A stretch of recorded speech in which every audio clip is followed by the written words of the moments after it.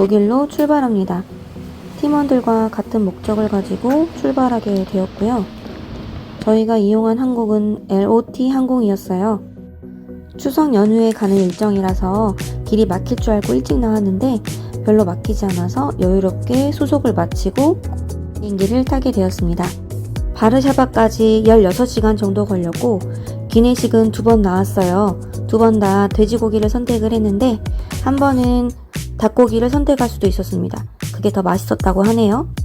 중간에 경유지에서 비행기를 갈아타고 조금 더 조그만한 비행기를 타고 베를린으로 갔습니다.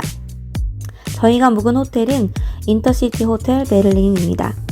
작은 규모였지만 아담하게 있을 거 다 있고 깨끗하고 편안했어요. 특히 침대가 푹신해서 잠을 잘 잘 수 있었습니다. 여기 드라이기는 너무나 약하니까 꼭 드라이기는 가지고 오시고요. 조식당 규모가 크진 않았지만 알차게 많은 것들이 있었고 계란, 오이, 빵, 요거트 이런 것들 맛있었습니다. 특히 깨가 좀 많이 들어간 빵이 맛있었고요. 소시지도 날마다 조금 달라서 다양하게 먹을 수 있었습니다. 비타민 주스도 맛있었고 다양한 차들도 있었고 커피도 있었습니다. 전용 버스를 타고 이동했고요. 우리나라와 조금 다른 바깥 풍경에 눈을 뗄 수가 없었습니다. 자동차 제조 강국답게 다양한 자동차들이 있었고 그 자동차들을 보는 재미가 쏠쏠했어요. 오전 일정을 마치고 점심을 먹으러 호프브로이하우스 메넨 베를린에 왔어요. 여기에 점심 메뉴가 있는데 슈니첼을 먹었어요. 우리나라의 돈가스 같은 건데 매우 짰답니다. 길을 걸어가다가 독일 텔레비전 탑이 보여서 한번 찍어봤고요. 우리는 이스트 사이드 갤러리로 갑니다. 이스트 사이드 갤러리는 1316m에 달하는 세계에서 가장 큰 야외 갤러리예요. 이 중 가장 유명한 작품은 형제의 키스라고 할 수가 있죠. 이 벽화는 동독의 지도자 에리 회네커와 소련 대통령 레오드니드 브레즈네프가 입을 맞추는 모습인데 실제 사진을 바탕으로 이 장면을 그렸고 이 장면 밑에 보면은 시니어 이 주일놈의 사랑에서 제발 구원하소서 라는 제목이 적혀 있어요. 결속력 있어 보이는 관계 뒤에 숨겨진 사회주의 체제의 억압적인 면모를 풍자하고 있죠. 벽화를 구경하다 보면 왼쪽에는 벤츠 회사도 볼 수 있었고요. 오른쪽에는 슈프레 강이 흐르고 있어요. 오후 일정도 소화하고 이스트 사이드 갤러리에 온 거라서 벌써 해가 지려고 하고 있어요.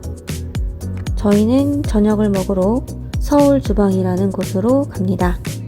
우리나라 음식을 파는 식당이라니 기대가 되었는데요. 저희는 여기에서 비빔밥을 시켜 먹었습니다. 힙한 도시인 베를린에 있는 식당이니만큼 분위기가 아주 힙했고요. 맛은 있었는데 양이 엄청 많았어요. 독일에선 자전거를 타고 아주 쌩쌩 달립니다. 자전거 도로를 조심해야 돼요. 벌써 셋째 날이 되었어요. 독일은 집의 지붕 색깔과 벽 색깔을 어느 정도 규격하고 있다고 해요. 그리고 처음에 만들었던 집의 모양을 유지하기 위해서 그대로 복구하려는 노력을 한다고 해요. 오늘은 오전에는 상수시 궁전을 들릴 거고 오후에는 일행들과 해야 할 일을 하고 마칠 것 같습니다. 비가 내려서 조금 아쉬웠지만 나름 운치 있었습니다. 상수시 궁전은 포츠담에 위치한 프로이센 왕국의 여름 궁전으로 근심 없는 궁전이란 뜻을 가진 상수시에서 유래되었다고 해요.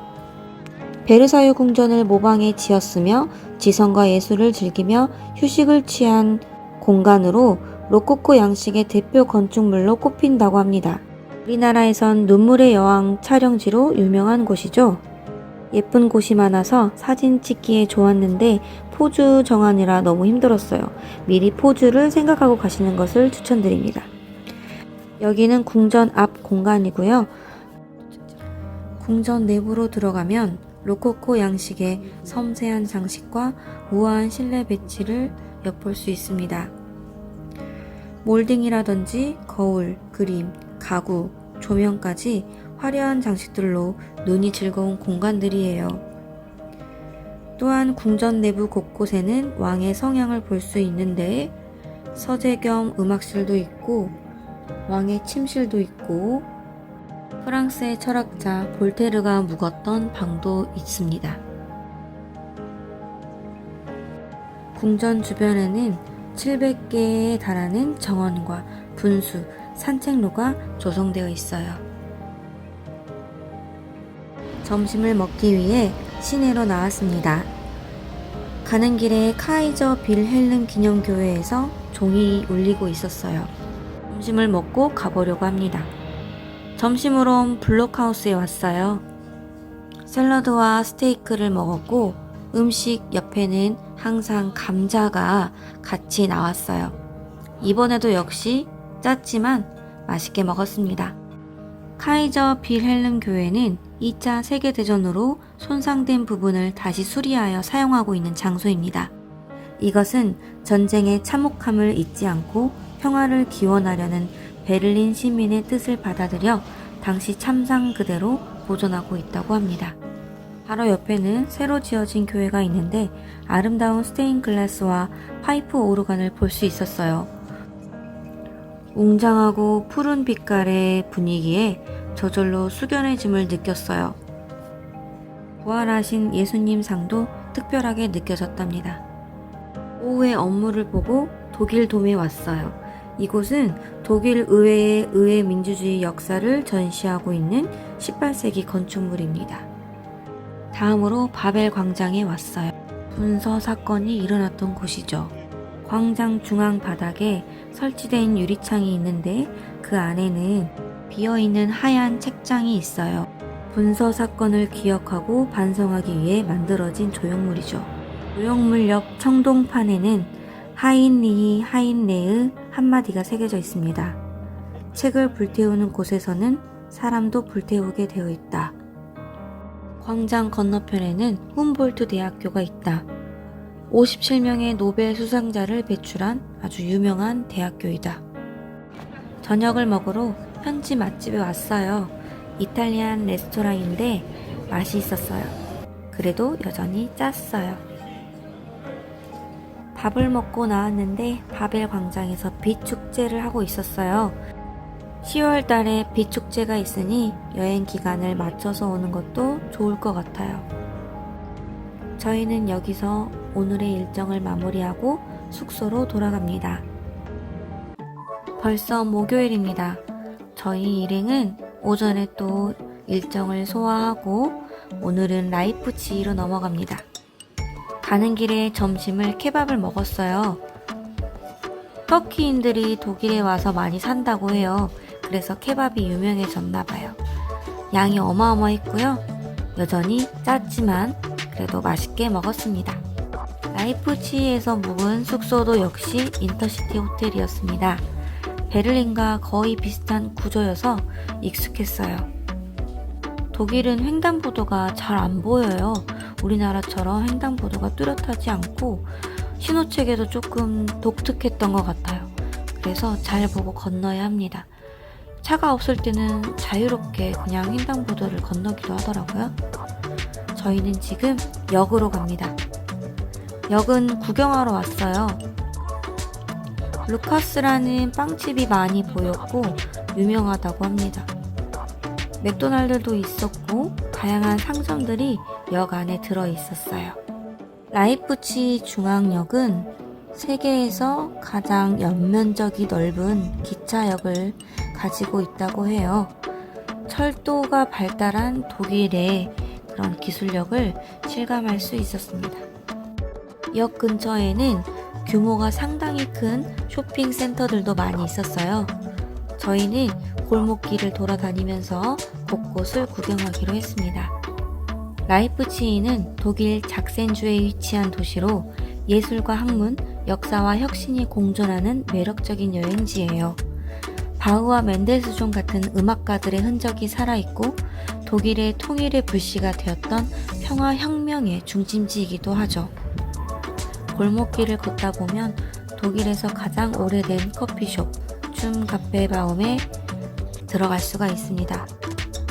이곳은 1층은 카페이고 위층들은 커피 박물관으로 커피와 관련된 많은 것들이 전시되어 있어요. 커피 용품부터 바흐가 이곳에서 영감받아 작업한 칸타타 악보까지 재미있게 볼 수 있는 것들이 많이 있었어요. 바흐뿐만 아니라 슈만, 멘델스존이 사랑한 카페였다고 해요. 밤이 되니 분위기가 또 다르네요. 이 라이프치히에서도 비축제가 시작된다고 해요. 일단 저희는 저녁을 먹으러 왔습니다.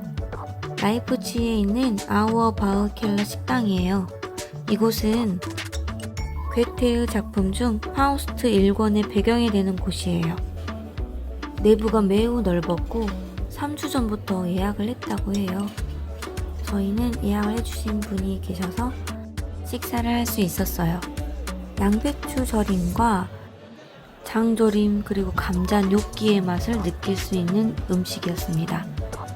밖에 나와서 괴테의 동상도 보고 성 니콜라스 교회도 들어갈 수 있었어요.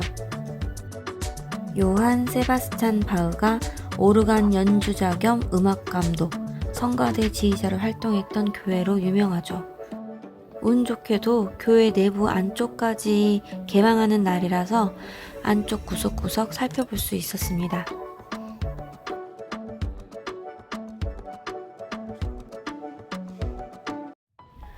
다음날 아침이에요. 저희는 아침 일찍 레베라는 마트를 둘러보았습니다. 독일은 자체적으로 과일이 많이 나지 않아서 옆에 있는 나라에서 수입을 많이 해온다고 해요. 다음날 광장에서 장이 열렸어요. 과일이랑 채소 그리고 꽃과 나무 이런 것들을 팔고 있었어요. 이것저것 구경하는 재미가 쏠쏠했습니다. 다음으로 바흐 박물관에 왔어요. 바흐 박물관 안에서는 앱으로도 설명을 들을 수가 있었습니다. 다양하게 바흐에 관한 음악들도 들어보고 유익한 내용들을 많이 알아갔어요. 점심을 먹으러 중식당에 왔어요. 독일에서 먹은 음식 중 제일 맛있었습니다. 슈만 하우스에 왔어요. 슈만과 클라라 그리고 브람스의 이야기를 듣게 됐는데 너무 재미있었습니다. 함께한 일행들이 음악에 관심이 많아서 여유롭게 슈만 하우스를 돌아보았어요. 다음으론 멘데스존 하우스에 갔습니다. 하우스 뒤에 있는 작은 정원인데 릴스 찍는다고 열심히 뛰어다녔더니 이때부터 영상을 많이 찍지 못했습니다. 내부에는 이렇게 체험할 수 있는 것도 있었고 많은 전시물들이 있었어요. 저녁에는 오페라를 보러 왔어요. 모차르트 오페라인 코지 판 투테를 보았습니다. 생각보다 무겁지 않은 오페라였고 극중에 우리나라 성악가도 있어서 정말 반가웠습니다. 저녁엔 학센을 먹었어요. 우리나라의 족발을 튀긴 듯한 그런 요리였습니다. 겉은 바삭하고 속은 촉촉했고요. 맛은 있었는데 양이 너무 많아서 다 먹지 못했던 것 같아요. 작지만 낭만과 음악이 가득한 라이프치히를 뒤로 한 채 우리는 드레스덴으로 이동합니다.